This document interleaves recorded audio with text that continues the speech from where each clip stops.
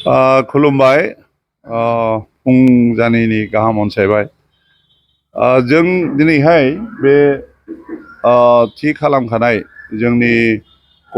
दुलाराय बर' समाजनि 5थि बोसोरारि आरो लोगोसे क'क्राझार जिल्ला बर' समाज आफादनि 8थि बोसोरारि जथुमनायखौ बेवहाय बागानसालियाव थानाय जोंनि हाब्रुबारियाव थानाय जोंनि क'क्राझार प्राइमारि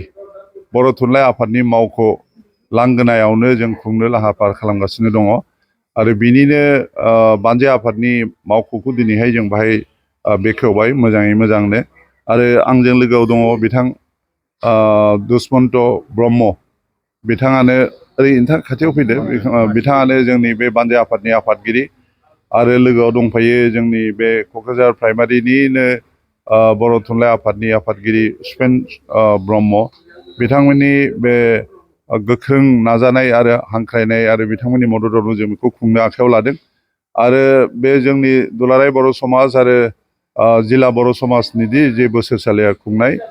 बियो जोंनि रुटिन बियो अबेबा अबेबा बोसोरफ्राव जों खुंनाय जाया नाथाय बिदि होननानै बिनि जेनाखि गोनांथि बेयो खमाया आरो देग्लायथ' दानि बे सोलिनाय बारहावा समाजनि बे मोजां गाज्रि गासैबो सुख दुखनि बाथ्राफोरखौ लानानै जोङो बे जथुमनायाव सावरायनो सानदों आरो बिनिफ्राय जोंनि गेजेरावहाय जों बाहाय आलासि हिसाबै जों थि खालामनानै लाखादों जिहेथु बर' समाजनि बाथ्राखौ समाजनि गुदि खिथा जाय मिथिनाय जायहा लोब्बा दङ बेबायदि मानसिखौ जों लाबोनानै बाहाय आलासि हिसाबै जोङो नोंथां रायजोफोरनि गेजेराव प्रेजेन्ट खालामनो नाजादों आरो बिथाङानो जाबाय डक्टर अनिल बर' बिथाङा गुवाहाटी इउनिभारसिटिनि फकलर डिपार्टमेन्टनिनो हेड आरो नै थांनाय बोसोरावसो बिथाङा पद्मश्री बान्थाबो मोनदों जों बिथांखौ गाहाय आलासि लाबोगोन आरो लोगोसे जोङो दुलाराय बर' थुनलाइ आफाद आरो दुलाराय बर' फरायसा आफादनिबो आफादगिरि सानैखौबो जोङो हांख्रायदों बिथांमोननि गेजेराव दुलाराय बर' थुनलाइ आफादनि आफादगिरियाथ' खोथा होखाबाय आरो लोगोसे फरायसा आफादनि आफादगिरि बिथां दिपेन बर'जों जों दाबो कन्टेक्ट खालामनो मोनाखै नाथाय जों मिजिंथियो बिथाङाबो बाव नुजाफैगोन जों बेखायनो सानदों जे बेबायदि जोङो जोंनि बर' समाजनि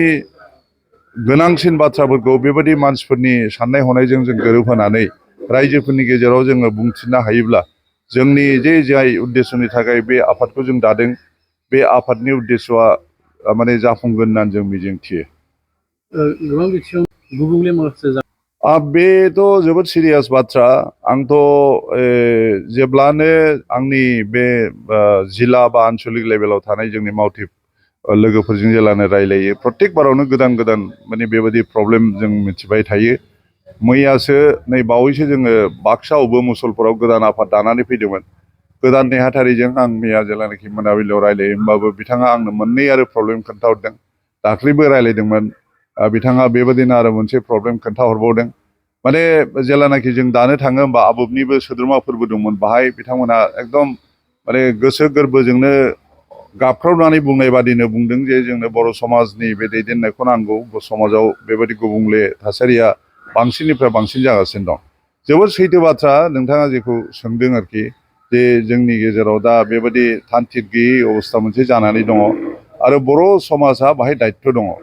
दा बेहाय सोंनांगौ बाथ्रा बेनो जे खायफा जोंनि मानसिफ्रा बिनि गुरुत्तखौनो होआ आरोखि जे बर' समाजखौ मानो नांगौ बर' समाज माने समाज आफाद समाज हिसाबैथ' बे जोंनि जिउ खांनायनि बे आजै आजौ जों मिथियै समनिफ्रायनो बे दंखायो नाथाय आफाद हिसाबै बेखौ दिथा होग्रा जुदि गैयाब्ला बे खामानिखौ जों मावफुंनो हाया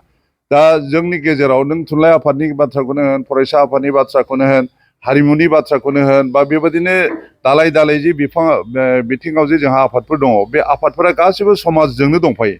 दा बेखौ बिथांमोना गाव गाव आफादनि खामानिफोरखौथ'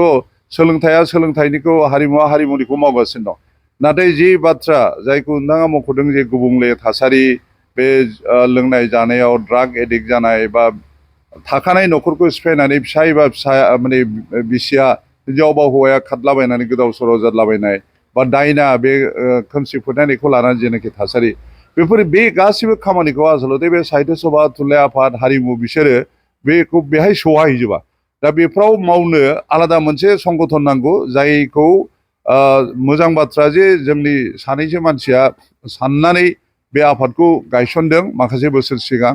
बेनिखायनो जोंहा गोबां खामानि दङ नाथाय बेखौ मावफुंनो जोंल' हाया जों बयखौबो लोगोआव लाफानांगौ आरो लाफायोबो जायगा जायगा जों मदद मोनो जायगा जायगा जों मदद मोना नाथाय मावनांगौ हाबाया जोबोद दङ आरो जोङो जुदि बेफोरखौ मावफुंनो हायाब्ला जे समावहाय जोङो दानिफ्राय 100 बोसोर बा 150 बोसोर आगय जोंनि बर'नि जे अबस्थामोन सेरखाय फेरखाय आरोखि गोदाव सोराव रावजोंबो माने मोजां होनजायै नासयजानाय बेबायदि अबस्थामोन जों बेबायदि अबस्थायावसो थांफिनगोन ओंखायनो जोंहा बे दुलाराय बर' समाजनिफ्राय गोख्रों मोनसे सिमांल' नङा जोंनि नाजानाय दङ मिजिंथियो रायजोफ्रा बिनि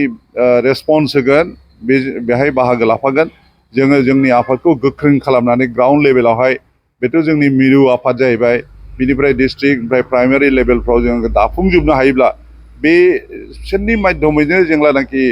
सांग्रांथि बा एवेयारनेस प्रग्राम जों खुंबाय थानो हायोब्ला माने जोङो जेखौ सानदों बेखौ 100% सानसेनोथ' हायाब्लाबो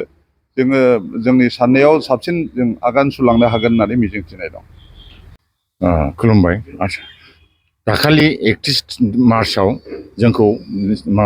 दुलाराय बर' समाजनिफ्राय आरो जिल्ला क'क्राझार जिल्ला बर' समाजनिफ्राय फैनानै जोंनाव बेवहाय मोनसे मिटिं खुंफैदों मिटिंआव बिसोर बानजाय आफाद मोनसे दाना होलांदों रिसेपसन कमिटि आरो बेवहाय आंखौनो बिसोरो माने मासिगिरि बासिनानै आरो मेम्बार टेम्बार बासिनानै दानानै गालांदों बे दिननिफ्राय जों दा आराम्भ ओमफ्राय नेक्स्ट आरो मोनसे मिटिं खालामबावबाय आं मिटिंआव जों डिसिसन लादों आरो जोंनि माबाया बे मावख'आ बाहायनो जागोन नैबे जोंहा फंबाय जेरै सुफेन ब्रह्मआनो बे न'खौ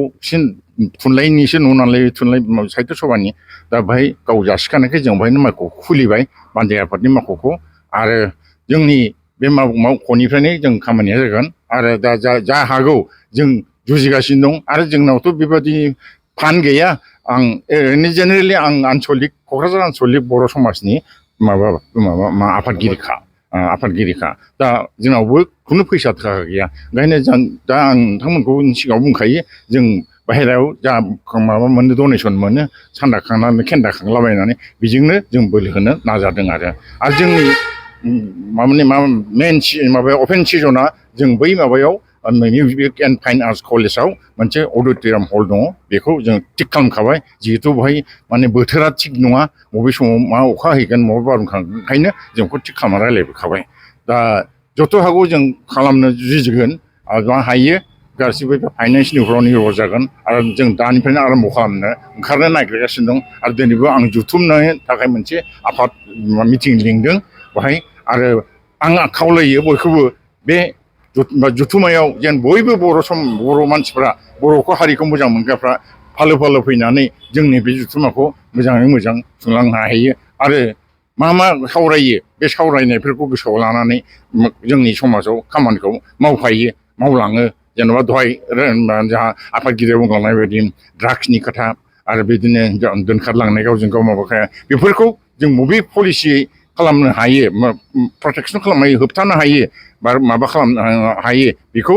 रायलायनायफोरखौ जों थिनानै रायजोफ्रा बयबो बहलै गावजों गाव प्रसार खालामनानै जाग्रथों जायो बेखौनो आसा खालामबाय आं बेखौनो बुंनानै दिनै आंनि बुंनांगौ 22 अक्ट' 27 अपेन सेसनल' बाहाय जागोन आरोखि माने जेनेरेल मिटिं जागोन बाहाय बे माबायाव बे मिउजिक एन्ड फाइन आर्ट्स कलेजनि माबायाव अडिट'रियाम बेवहाय गुबुन जायगानिफ्रायबो फैगोन नामा आलासि लिंहरगोन सेन्ट्रेलनि माबा जाबाय नालाय बियो आलासिया पेरेन्ट बडिनिफ्राय बासिनानै गावसोर लिंहरगोन दा दहाय सासे प्रफेसारनि खोथा होनलांखाबाय नामा ओमफ्राय जों दा बेखौ मा होनो प्रग्रामखौ बानायथ'वाखै आरोखि दा ज' रायज्लायनानै बे प्रग्रामखौ बानायसिगोन सानैयाव गुबुन आलासिफ्रा बेसेबांसो बाहागो लाफैथाव आंनि साननायाव आलासिया दा एसे हाखु दाखु जाबायना बिथांमोनाबो दहाय 3सो लेंहरगोनदां आं आरो डेलिगेटआथ' थाखागोन बे डेलिगेटआ जों नायनिफ्रायनो जागोन डेलिगेट माबायाव बिसोर डेलिगेटआ बिसोरनि जिनिसा जोंनि माबा नङा आन्सलिकनि नङा नालाय बियो सेन्ट्रेल आरो डिस्ट्रिक्टनि जाबाय नालाय बिसोर मथे डेलिगेट सिजनखौ बिसोरनो बानायगोन आरो सेन्ट्रेलना सेन्ट्रेलनि माबाखौ बानायगोन फार्स्टआव आंनो खोन्थानाय मथे बिसोरो 12टानिफ्राय ना 1टानिफ्राय डेलिगेट सिजनखौ डिस्ट्रिक्टआ खालामग्रोगोन बेनि नेक्स्ट बे जोबखांनानै सेन्ट्रेला जगोन आरो बे डेलिगेट माबाया बाहायनो जागोन जोंनि नैबे नैबे दा जों माबा खालामनाया बे बर' साहित्य सभानि बे न'आवनो जागोन आरो बेनोसै आंनि बुंनाया बेहायनो फोजोबबाय आं। मोनसे गोजोनथाव खौरां कारिगावनि माइगं बाथौ फरायसालि सेनियर सेकेन्डारि स्कुला लानानै फैदों मोनसे गोजोनथाव खौरां। क'क्राझार जिल्लानि कारिगाव माइगंफुरि गामिनि माइगं बाथौ फरायसालि सेनियर सेकेन्डारि स्कुला HS फार्स्ट इयारनि थाखाय बेसेन नाङै मुं थिसननाय आरो फर्म बिलाइनाया सोलिगासिनो दं। बे माइगं बाथौ फरायसालि सेनियर सेकेन्डारि स्कुलाव आर्ट्स स्ट्रिमनि थाखाय इंलिश, बड' एबा MIL इक'नमिक्स, एजुकेसन, एडभान्स बड', हिस्ट्रि, पलिटिकेल साइन्स आरो अल्टि इंलिश गासैबो आयदाखौ मोननो हागोन। आरो बे माइगं बाथौ फरायसालि सेनियर सेकेन्डारि स्कुलाव इंराजि आरो बर' मोन्नैबो बिजों थागोन। लोगोसे बे फरायसालियाव हिन्जावसा आरो हौवासाफोरनि थाखाय आलादा आलादा हस्टेलनि फेसिलिटिबो दं। नोंथाङा जुदि नोंथांनि गथ'खौ HS फार्स्ट इयारनि थाखाय गोदान मुं थिसननो सानदों अब्ला मानोथो गोबाव खालामनो? थाबैनो बे माइगं बाथौ फरायसालि सेनियर सेकेन्डारि स्कुलाव बेसेन होनाङा जासे मुं थिसनहैदो। आबुङै मिथिनो थाखाय 8011394710 एबा 8133845456 नङाब्ला 7638023455 नैबे जानबुं नाम्बाराव फन खालामना खौरां लाहरनो हागोन।